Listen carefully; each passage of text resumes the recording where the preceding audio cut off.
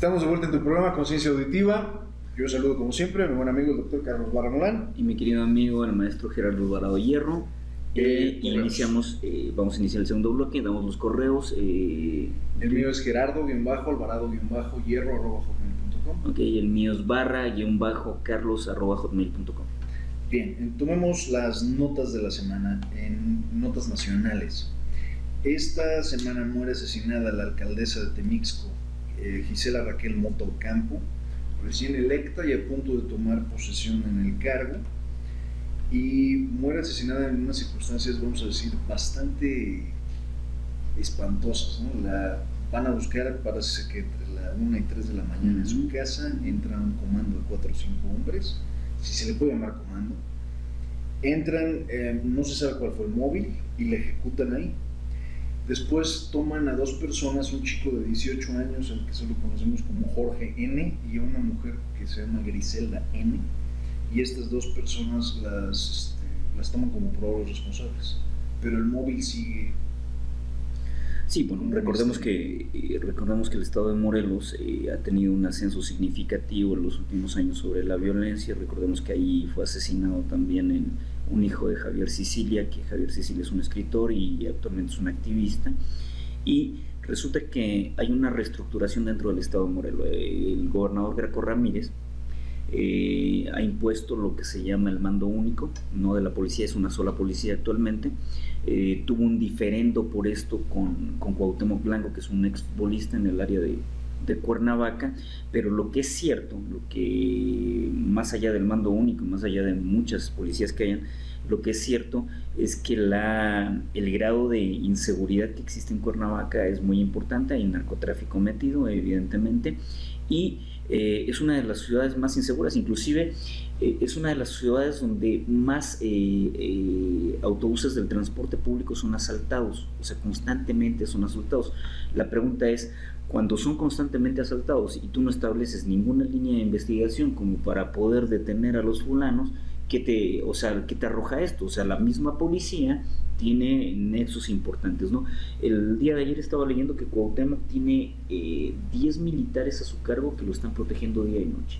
Es decir, el ascenso de los crímenes hacia presidentes municipales, hacia regidores, hacia N cantidad de personeros públicos en México no es nuevo, y me parece que esto no va a ser lo último que pase en el estado de Morelos. Todavía más allá, este año, solo en lo que va de este año, ha habido 50 ejecutados en México. Recordemos que estamos a 9 de enero. Claro, nada. En 9 días se han ejecutado 50 personas. Sí, esto pasó el día 2, ¿no? Esto pasó el día 2. Y lo curioso de todo esto es que en Morelos han sido 23 de los ejecutados. Entonces sí es una cuestión. O sea que casi el 50% fueron en el estado de Morelos. Sí. O sea, brutal. Entonces, si lo entronizamos, no sé si lo citaste, bueno, si lo entronizamos con esto de la noticia que se dio de la captura de Joaquín Guzmán Loera, el Chapo, finalmente muestra que esta captura no correlaciona una reestructuración de los problemas de seguridad pública. O sea, sí, la captura está ahí, pero hay otras cosas que siguen incidiendo, ¿no? Sí, y luego, bueno, esta toma de Federico Figueroa, porque fue señalado por Cuauhtémoc Blanco, por Graco Ramírez o por los dos, al aceido, y tras la lógica de que esta persona tiene nexos con grupos paramilitares y con grupos de narco. Entonces, bueno. Sí, habría que ver. No, bueno, las cosas están muy obscuras. Por ejemplo, este año tenemos un proceso electoral en puerta. Sí. Y una de las cosas que se está pidiendo la ciudadanía, es que se transparenten las trayectorias. Después de lo que pasa con los Abarca en Guerrero, lo que se pide es que ahora haya certidumbre de cuál ha sido la trayectoria de un candidato, no de los candidatos, no importa si son sin partido o con partido, para que podamos tener certidumbre de qué pasa con ellos, ¿no? Efectivamente. Y en este sentido, voy a adelantarme un poco a la nota. Esta semana amenazó a Agustín Basabe, el presidente del PRD, con dejar el partido y dejar la presidencia si en un momento dado no le permiten realizar alianzas políticas. Y aquí viene la parte interesante también en términos de política. si estamos vetando tanto ahora a los candidatos antes de realmente postular a alguien para un cargo público, bajo la lógica de que los partidos tienen un proceso de escrutinio, vamos a pensar, responsable para poder proyectar a una persona hacia un cargo público, siendo los partidos el único vehículo que tiene una persona para alcanzar el poder público.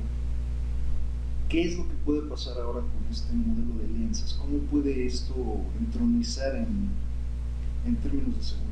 A ver, ¿Ayuda? ¿No ayuda? A ver, en términos estrictos, históricamente, por ejemplo, en América Latina, cuando se han dado bloques, cuando se han dado estas condiciones de coaligarse, que en Chile ha pasado varias veces, habitualmente las coaliciones lo que intentan es imponer formas de gobierno que no podrían hacerlo atomizados o hacerlas divididos, pero no es siempre. En el caso de México me parece que las alianzas no son antitéticas en la medida que no hay fortaleza ideológica de los partidos. O sea, si alguien pregunta qué implica la izquierda en PRD, por ejemplo, nos vamos a encontrar con que mucha gente va a tener opiniones disímiles, distintas, y no vamos a entenderlo. Y si alguien hable de qué implica la derecha en PAN, tampoco tenemos algo muy claro.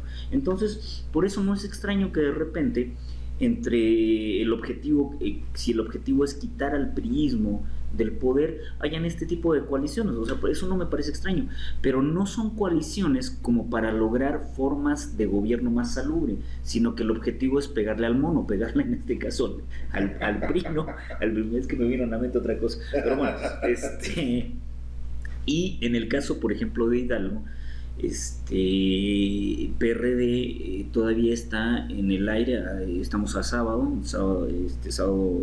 8, no 9, sábado 9 de enero, y resulta que no ha anunciado si va a haber o no va a haber alianza con PAN, ¿no? O sea, están en esta especie de negociación, me imagino. Ahora, la alianza con PAN, lo único que le garantiza a PRD o a PAN PRD, PRD PAN, es poder aspirar por ahí, me imagino, que a alguna especie de alcaldía, pero a la gobernatura no. O sea, la estructura política del PRI en Hidalgo me parece que es lo suficientemente fuerte como para mantener la gobernatura, y lo que se va a pelear son las alcaldías, no lo que suele llamar el PRI carro completo, no tratar de que todo el estado les pertenezca y tener maniobra inclusive en el Congreso, ¿no? Pero las alianzas finalmente tampoco han significado, no me parece que significan la solución a los problemas puntuales de la ciudadanía. No del día a día. Y las candidaturas independientes tampoco han dado mayor luz, ¿no? O sea, tampoco Nuevo León es lo mejor, ¿no? No es el faro de luz que se espera. No, ahora, si alguien pudiera entender que no se trata, como dice Hannah Arendt, que no se trata de nombres, sino se trata de procesos, a lo mejor habría que darle cierta validez a que las candidaturas independientes, a lo mejor de las personas que las tengan en la reestructuración del poder político, merecen el beneficio de la duda de un tiempo. Pero digo, yo no creo que esto tenga que se dé como tal. O sea, en México las lógicas del poder, no importa si el que gobierna es el PAN o el que gobierna es el PRI, las lógicas son muy similares. Sí, y los procesos finalmente se ven inalterados. O sea, los procesos siguen exactamente igual. La gente de abajo, la gente que no detenta el poder público, que lo sufre o lo vive, actúa de la misma exacta manera. Estoy totalmente de acuerdo. Claro, por ejemplo en Hidalgo, porque nosotros estamos aquí en Hidalgo, ahora el nerviosismo sobre quién va a ser el candidato del PRI, porque es casi contundente que es el próximo gobernador del estado, está en vilo. Hay seis precandidatos que fueron destapados por Meléndez Zapóaca. Si no mal recuerdo, es Novia Mayorga, es Carolina, es Penchina, es Fayad, Moctezuma y Rojo. Son los que están. Pero me parece una lista muy larga, me parece inclusive jugar con una condición muy poco estratégica. Y lo que vamos a ver el 18 de enero, supuestamente hay ya un posible anuncio de candidato. Entonces, lo que vamos a ver es que se va a acotar esto. Esta semana seguramente ya se va a perfilar o se va a hablar de quiénes son realmente los que tienen el peso o el capital político para estar ahí. Efectivamente. Será interesante. Bueno, cambiemos de nota, esta vez con legalícenla. De noviembre de 2015 a la fecha, la Comisión Federal para la Protección contra Riesgos Sanitarios, la COFEPRIS, ha recibido 183 solicitudes para utilizar el uso recreativo, ¿no? recreativo de la marihuana, que prácticamente 73 de estas solicitudes han sido del Distrito Federal. Hasta este punto la COFEPRIS ha negado las 183 peticiones, alegando que ellos no pueden autorizarla aun cuando existe el precedente de las 4 personas que ya tienen el permiso de COFEPRIS. Ahora, yo les digo en experiencia propia y empírica que la marihuana no deja ningún efecto, no siente uno nada, porque cuando yo me di un pasón en la universidad no sentía ni las piernas, ni las manos, nada, no sientes absolutamente nada. Nada. O sea, nada. No, creo que al final, este es un debate muy viejo. En Estados Unidos, Europa ya lo hacen, ¿por qué? Es hasta retrógrado, ¿no? Vaya, el interés del Estado de mantenernos vivos o de protegernos incluso de contra de nosotros mismos es basado en la lógica de que sales más caro muerto que vivo. La lógica de que... Pero eso es una mierda, o sea, lo que estás diciendo, eso de que el Estado intenta protegernos de nosotros mismos. Mi suegra sigue siendo fea y ¿a poco alguien la...? No, vaya, o sea, ¿cómo es que me permites comprar una cajetilla de cigarros que me va a joder de una forma espectacular? Feliz de la vida. Pese a que tenga la leyenda, ¿no? O claro. sea, de todas maneras lo estás permitiendo. Puedo comprar una botella de alcohol sin ningún problema. Puedo comprar cualquier cantidad de fármacos, y México es un país al que le gustan sus fármacos y sus drogas. Cualquier cantidad de fármacos, narcóticos, drogas en una farmacia con una tranquilidad increíble.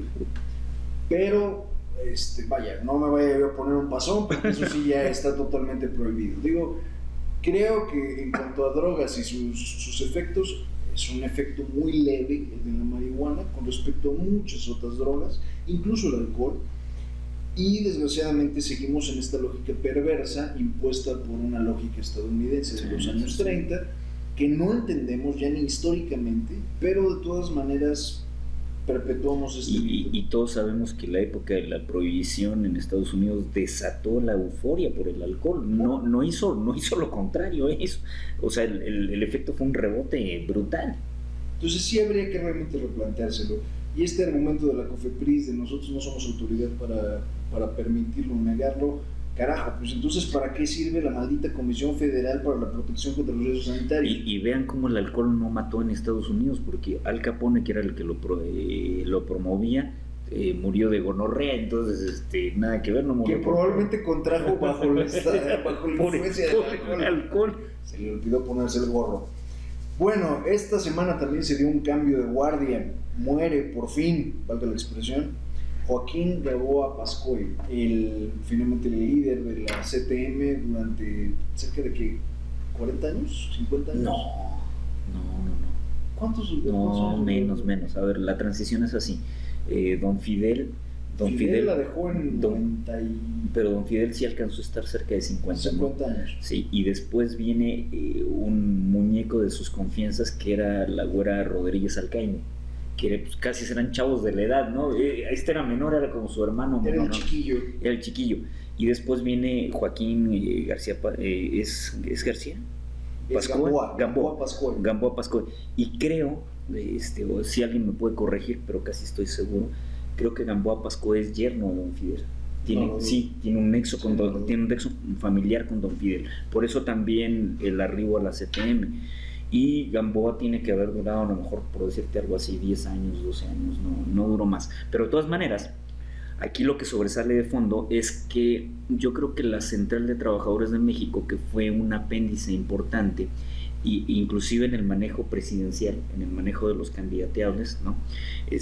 Ya perdió fuerza, ya no tiene, me parece como que como Central Obrera en México y como este apéndice y este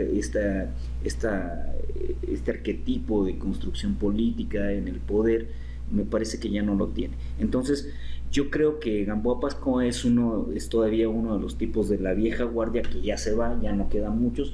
Estuvo dentro del funeral, estuvo Peña Nieto y habló que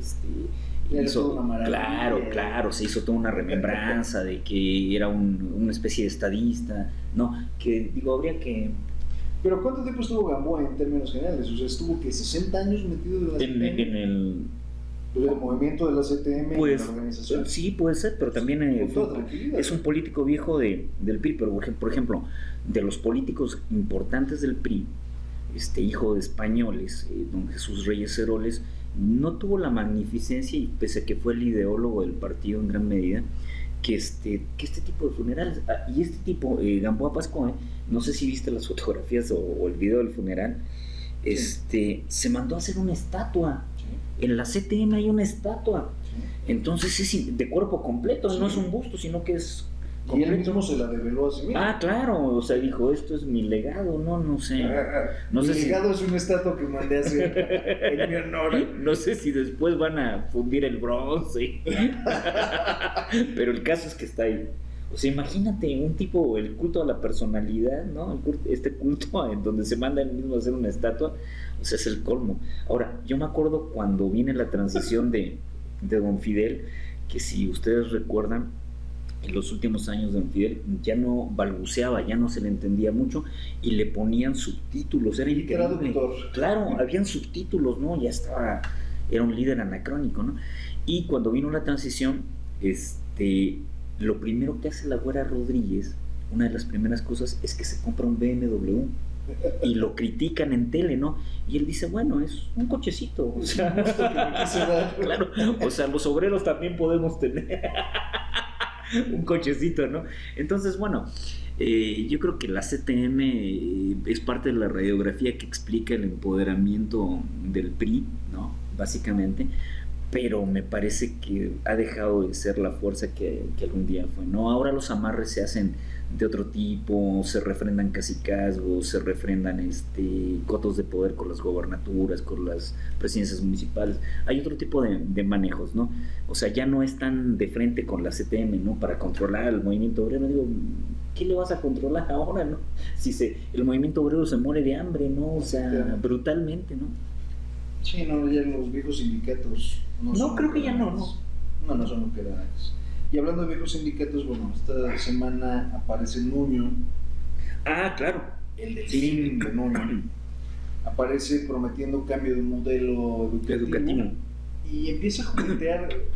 Yo me eché 2 veces los discursos y leí todas las notas al respecto. Y parece que todo lo que han dicho de un nuevo modelo educativo es una reestructura de los temas, pero no de los temas en sí, sino de la organización de los temas. Y 2, una flexibilización de los horarios de clase. A la tercera etapa le ponen capacitar a los profesores de escolaridad básica. Bueno, yo lo que cuestionaría, lo que diría son 2 variables. A ver, en primer término, si el modelo educativo de México permite crear personas que puedan recrear la realidad para ser competitivos a nivel de mercado laboral. Si lo permite, a lo mejor no necesita ni replantear el modelo, que no es cierto. Y la segunda instancia o la segunda variable importante es que si este modelo, amén de que las personas sean competitivas en México, les permite competir en otro país. O sea, si tenemos herramientas similares para llegar a otro país y poder abordar una realidad y competir ahí en ella, ¿no? Entonces, de esto dependen muchas cosas. Entonces, me parece que tendría que verse cognitivamente el modelo, es decir, qué se puede construir a nivel cognitivo, qué sabe hacer un alumno, para qué está calificado, o sea, cómo puede desenvolverse en un medio, no sé, esas son las condiciones que están ahí primando, ¿no? Y la obsesión todavía más allá, a lo que ellos llaman en este momento modelo educativo, es a que haya 10 horas de clase, horas nalga, ¿no? Que es horrible, ¿no? Para toda la primaria y para toda la secundaria. Ok, y que son las guarderías de los papás, ¿no? O sea, encierras a un niño 10 horas, no me parece. No me parece productivo. Hay que tener esto como educadores, lo sabemos, como educadores lo afirmamos. Meter a una persona 10 horas a un salón de clases indefenso, por más que le des 1 hora de receso entre hora y hora, es insalubre. Es matar toda creatividad que pueda tener. Pero imagínate el daño mental que tiene un tipo de estar encerrado en una institución 10 horas. Si yo cuando estudiaba maestría, que fue el primer desencuentro que yo tuve con la educación, porque me enteré que la maestría era algo así, en el caso donde yo la estudiaba, que era La Salle, los viernes de la tarde eran como 4 horas nalga 5. O 5 horas nada, imagínate cómo salías, ¿no? Terminabas deshecho y a veces te pedían que hicieras una lectura para el otro día, entonces, o sea, humanamente son modelos realmente brutales, ¿no? O sea, yo creo que no sirve. No sirve. No sirve. O sea, si alguien, y fíjate lo chistoso, este hombre cita, porque citó 2 veces acuerdos a los que se llegaron en Finlandia. Un país de punta, un país top. Y aquí viene la parte interesante. Si alguien realmente se pone a ver el modelo finlandés comprende 4 horas de escuela en nivel básico al día, de las cuales 1 hora es frente al profesor con clase y lo demás son desarrollo de proyectos. Claro, y si alguien se pone a ver el ingreso per cápita de los finlandeses con respecto a los mexicanos... Hay un cambio dramático. ¿Por qué la obsesión todavía, insisto, de querer meter a los niños 10 horas a la semana, como que 50 horas a la semana? Sí, como que si fuera correlacionable, que entre más horas más aprendes. No importa que tú le enseñes a un niño, todo lo que le enseñes ahorita se le va a olvidar. Lo que realmente le vas a acabar enseñando al niño no es un tanto llenar ideas y conceptos, es cómo puedes tú crear y así lo que a ti te interesa, desarrollar lo que a ti te interesa. Fue una gran discusión de los modelos educativos, sobre todo yo me acuerdo, porque eso lo desarrollé yo en TEC de Monterrey, de aprender a pensar. Claro. O sea, hablaba mucho aprender a pensar, ¿no? Era un constructivismo constante, dinámico, no sé, una cosa así. Y ya hay modelos que existen como tal, son caros. Por ejemplo, aquí en Pachuca hay Escuela Montessori, es un modelo que tiene ese impacto, pero es caro también, ¿no? Sí. Pero se podría implementar, es decir, crear constructivismo dentro de las aulas, me parece que se puede implementar. El problema con el constructivismo, más allá de las teorías, más allá, se ha rescatado mucho en los últimos años a Vygotsky, el problema es que demanda mucho del profesor, exige mucho. Entonces, los profesores habitualmente no están en la tónica de dar tanto por el mismo sueldo. Entonces, es también una condición difícil. Aparte, el modelo vygotskiano hace que también el estudiante en determinado momento sea más cuestionador. Y cuando alguien es muy cuestionador, de repente tampoco lo controlas fácilmente. Y si tienes en un salón 30 fulanos que están empezando a debatir y que ya no aceptan todo lo que dice el profesor, se vuelve una caja de Pandora. O sea, para una inteligencia bien orientada, un profesor puede volverse prácticamente un líder en un salón si el modelo se aplica bien, porque se convierten en condiciones mucho más horizontales. O sea, el debate es más horizontal, ¿no? Y si no se pierde el cometido de aprender, ¿no? O sea, que finalmente el cometido sea entender, ¿no? Algo, ¿no? Desgraciadamente... No, habría que cuestionar el modelo, ¿no? Pero... Mismo, ¿no? Sí, pero el fulano tiene esta carta de conducta de los finalmente de los servidores públicos, no solamente en este sexenio, sino en varios sexenios, de que aparenta trabajo. Sí, está aparentando un trabajo, y eso es importante para él. Lo malo es que es tanta la obsesión por la apariencia que en una se termina siendo solo eso, igual que muchas otras veces hemos visto. Bueno, la lógica del poder en México, no te muevas mucho, pero tampoco te muevas poco. Es decir, que no todos los reflectores estén en ti, pero que tampoco estés opaco, ¿no? Vincúlate con las alianzas posibles y detecta quién es el que maneja verticalmente el poder y qué le conviene a esa verticalidad del poder como para que tú seas parte de la elección. O sea, una estupidez, ¿no? Malas noticias. Esta semana el peso baja a 18.30. Esta semana la mezcla mexicana, que estaba en 28 dólares por barril la semana pasada, cae a 24.11. Y la bolsa mexicana cae 2.2, 2.4 y 2.41 en la semana. Junto con eso, una nota que encontré en el New York Times es que el empleo en México cayó 3.5%. O sea, dicho de otra forma, en términos generales económicos, México estamos en problemas. Me parece que sí. Y me parece que sí por condiciones que yo aprendí en economía, si se encarece necesariamente el dólar, porque en este caso el que se devaluó fue el peso, no es que el dólar crezca como tal, sino que hay una devaluación del peso mexicano, evidentemente las importaciones se nos encarecen. Habría que ver en qué rubros y qué relaciones tienen esto con la industria del país y qué tanto impacto va a tener. Por otro lado, me parece que es un mal augurio este precio del petróleo tan deprimido a nivel internacional. Completamente. No, y China finalmente nos puso en jaque a todos. China ha estado consistentemente devaluando su moneda los últimos 6 meses y ahorita vamos a empezar una guerra de mercados, una guerra de mercaderías, de mercancías y de una guerra de moneda. Ahora, diferencia, o sea, ¿cuál es la diferencia entre la devaluación de México y la devaluación china? La capacidad industrial de China y la capacidad de mercado que tiene, al devaluar su moneda hace más atractivo la compra de sus productos, no menos atractiva. Entonces, lo que juegan es como una baraja inversa, ¿no? En este momento conviene deflacionar la moneda que tenerla alta para no poder ser competitivo. Pero en el caso de México esto no tiene esa lógica. Tiene una lógica de debilidad estructural de la economía. Esto no le pasa solamente a México, le pasa a varios otros países sudamericanos. No, claro. Y claro. le pasa a Rusia. Sí, está pasando. A Rusia la devastó por completo. Lo que mantenía a Rusia estable era su producción agrícola. En este punto se terminó. Y junto con eso el rublo cayó dramáticamente. A inicios del año pasado el rublo estaba en 46 rublos por $1. Uh-huh. Al cierre del día de ayer estaba en 86 rublos por $1. La devaluación de Rusia fue casi del 100% en su moneda contra el dólar. Y fíjate que yo estuve leyendo también, por ejemplo, Chile está teniendo problemas económicos, pero el análisis es que después de 30 años, de 3 décadas, que varios paísitos del Cono Sur tuvieron cierto crecimiento importante. El último que ha estado creciendo muy importantemente es Perú. En los últimos años Perú ha repuntado en este sentido.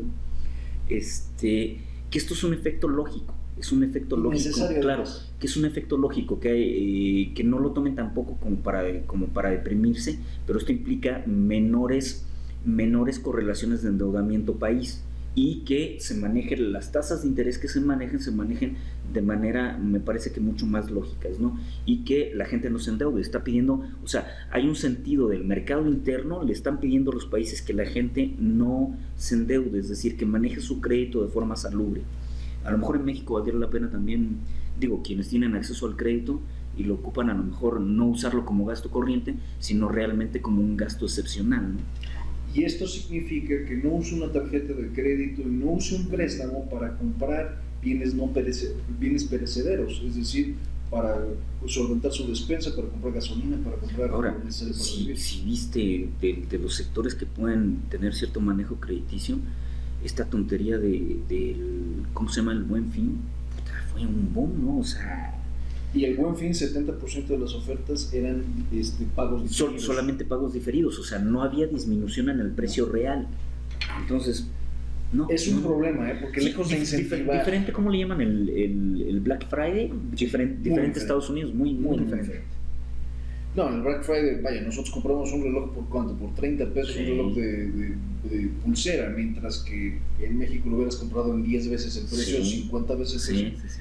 Dices, hay una diferencia dramática. El problema en este punto es a cuidar los centavos por los próximos 8 a 12 o a 20 meses, que es lo que puede durar este periodo deflacionario.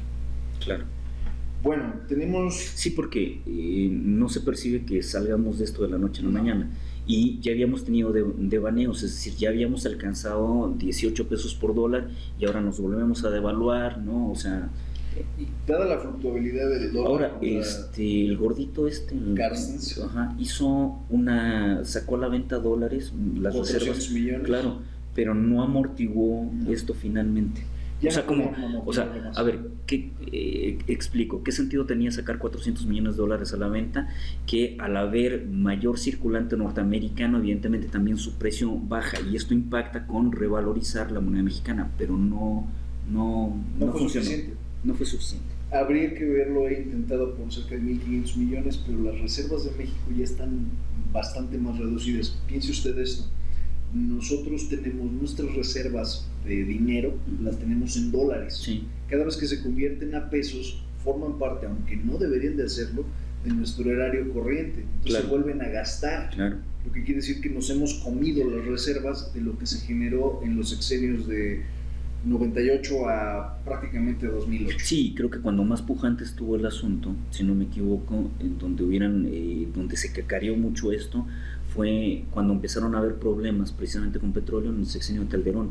Y Calderón, una de las medidas que dijo, nosotros tenemos reservas suficientes. Sí, en ese momento han pasado, claro, ahora 10 años más tarde. Claro, recordemos que también habían reservas importantes porque a Fox le toca, el sexenio anterior a Calderón, le toca un boom petrolero y el precio del barril mexicano pasó la barrera de los $100 y ahora estamos en $24, o sea, la magnitud es difícil. Ahora, esto podría servirle que no sé qué tanto al sexenio de Peña Nieto como para decir, bueno, no fui yo. Claro, o sea, yo hice lo mejor que pude en las reformas, pero yo no juego con las variables externas, claro, internacionales, externas al país. Aquí hay dos notas que son interesantes rescatar porque vienen también en correlación con este esquema financiero mundial. Por un lado, Corea del Norte esta semana presumió que tenía una bomba de hidrógeno, una bomba atómica con capacidad nuclear total. Sí. Corea del Norte es el régimen adverso a los poderes de Occidente más peligroso en los últimos 50 años. El que ha sido mucho más beligerante. Y bueno, a ver, los coreanos del norte evidentemente son de inspiración socialista y los coreanos del sur no. Y el crecimiento que ha tenido Corea del Norte, no solamente a nivel bélico, sino a nivel económico, le ha dado una potestad que no tenía. Es un país que juega distinto al resto de los países que todavía generan condiciones de la órbita socialista, o sea, juega de manera distinta. Y las declaraciones habitualmente hacen temblar, ¿no? O sea, que están dispuestos a ir en contra de Estados Unidos y cosas así, o sea, realmente, claro. Y cuando a mí me imagino, yo me imagino que cuando por eso el sistema educativo también es importante. Cuando tu sistema educativo se vuelve muy importante y tú haces ciencia aplicada, no me extraña que puedas crecer militarmente. O sea, militarmente también puedes crecer, no solamente creces a nivel de la producción de mercancías, ¿no? Sobre todo si es un país beligerante y claro, es un régimen, ¿no? Claro. Entonces imagínate tener N cantidad de científicos ahí experimentando y haciendo. Vean las armas convencionales en la actualidad, es decir, las puras armas convencionales, vean cuántos países desarrollan esto, ¿no? Corea del Norte es uno de los mayores falsificadores de armas pequeñas en el mundo y curiosamente uno de los mayores distribuidores de armas pequeñas en el mundo. Y ahí habría que ver, tú que conoces eso porque Gerardo es entendido en esto, la efectividad de estas armas. Bastante o sea, son tanto que no me vas a creer que México le compró una remesa fuerte de armas cortas para la venta al público y para el uso de cuerpos policiales a Corea del Norte hace poco más de un año. Sí, y lo hicimos por un sencillo motivo: los europeos ya no nos estaban vendiendo porque México vive en un esquema que en Europa se considera un estado fallido. Ya. Aunque no oficialmente, pero claro, imagínate, entonces es un país socialista, pero es un país que te provee armas al capitalismo y ese dinero le llega también. También se supone que vendió núcleos de uranio enriquecido a Siria y a Irán. Si crees los rumores, puede que ya los haya. Por ejemplo, ahora que hablé de Perú le compró el MiG-29, el famoso MiG, a los rusos, les compró en cantidad de aviones, por lo menos desde una década yo iba comprando ese avioncito.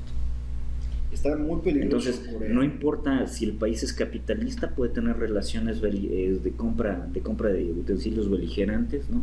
Voy a sonar torcido con lo que voy a decir a continuación, pero esto es cierto. Lo que le está haciendo falta al mundo para volver a poner la balanza en orden es otra. Sí, es una guerra. Pero es un ciclo del capital, ¿no? O sea, tenemos esa amenaza, ¿no? Ahora, ¿contra quién ahora? ¿Contra quién ahora? ¿Contra Siria?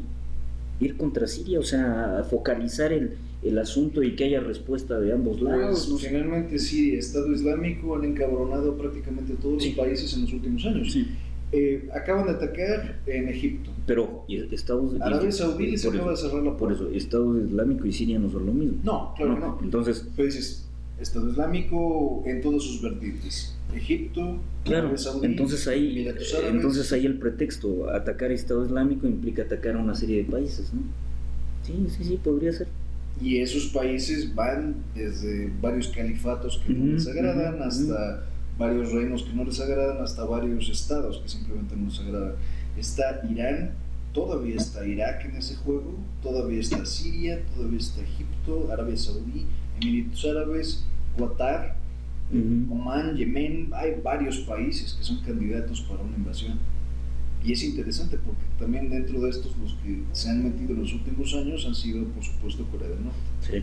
Ahora, en la variable petróleo y gas está como a flor de piel, ¿no? El gas natural en este punto es uno de los productos que más tiene Estados Unidos y lo está tirando a donde puede, por un sencillo motivo.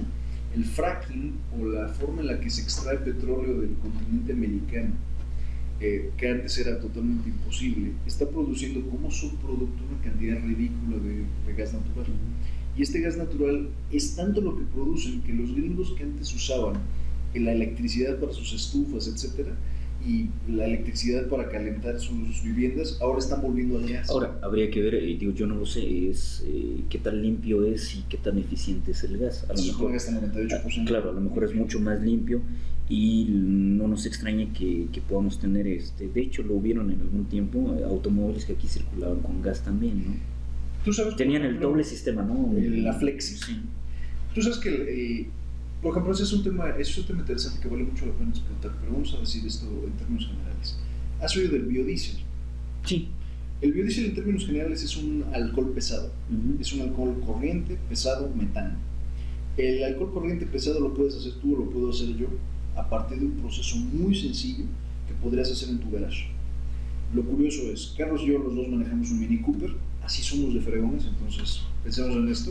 Si tú pudieras hackear tu coche, es meterle una computadora y un escáner, tú le ordenas a tu coche que queme el biodiesel y entonces tu Mini Cooper correría con gasolina que tú haces en tu garage, así de sencillo. De hecho, yo me acuerdo cuando, yo no tengo mucho conocimiento, no sé si tú te acuerdas que se empezó a hablar de generar combustibles a partir de maíz, a partir de ese tipo de cosas, ¿no? El éxito de Brasil fue ese. O sea, por ejemplo, el éxito que logró Lula, lo que Lula realmente cambió en términos de país, lo que hizo que el petróleo fuera directamente a la venta internacional, fue que Lula abrió pequeñas estaciones donde una tercera opción, aparte del diésel, aparte de la gasolina, era metanol o etanol, el alcohol directamente para la gasolina. Si tú quemas gasolina y quemas a un lado alcohol, vas a notar que el alcohol se quema limpio, el gas se quema limpio, la gasolina se quema en sucio. La gasolina produce muchos residuos.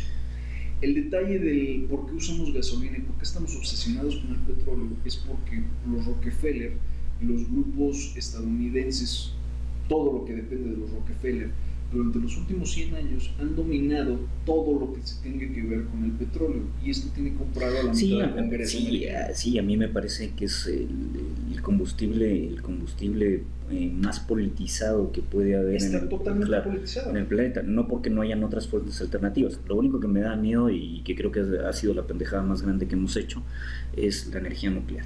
Nos metimos con algo que no controlamos, y el problema atómico que hubo en Japón, ¿no? Concretamente, me parece que mostró, si un país que siempre tenemos el estereotipo de que es uno de los más avanzados a nivel de ciencia y tuvo problemas, ¿qué le puede pasar a un paísito del tercer mundo que intente controlar esto, ¿no? O sea, digo, hay buenas alternativas para dejar la dependencia del petróleo. El problema es que está tan exageradamente politizado.